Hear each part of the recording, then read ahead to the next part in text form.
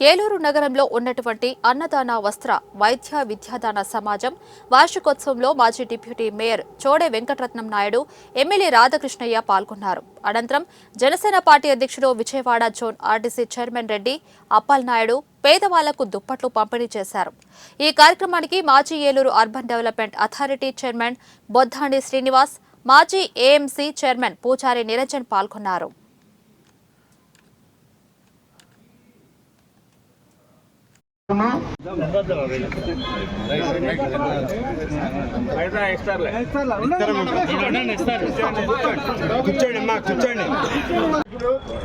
రెడ్డి నాగరాజు గారిని కూడా వేదికను అలంకరించవలసిందిగా కోరుతున్నాం.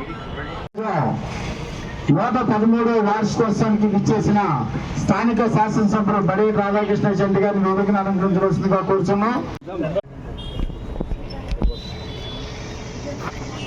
ఈరోజు అన్న వస్త్ర వైద్య విద్యాదాన సమాజం 113వ వార్షికోత్సవం సందర్భంగా ఇక్కడికి విచ్చేసిన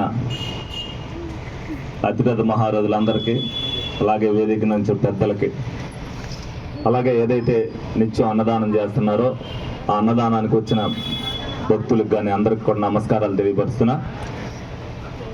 ఇందాక చోడే వెంకటరత్నం చెప్పినట్టు గతంలో 100 సంవత్సరాల క్రితం ఆస్తులు అనేది చాలామంది దాన ధర్మాలు చేసేవారు.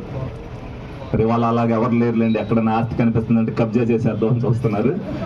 కానీ ఆ రోజున ఏదైతే జమీందారు కుటుంబాలు ఉండొచ్చు, అలాగే కోటేశ్వర్లు అయి ఉండొచ్చు, ఇది ఉపయోగపడుతుందనే ఉద్దేశంతో అనేక అన్న సత్రాలు, అదే మోతేవర్ సత్రాలు అనేకం ఉన్న ఏలూరులో ఇప్పుడు కూడా, అలాగే చాలా చోట్ల మనం శ్రీశైలం వెళ్ళేటప్పుడు కూడా చూస్తాం.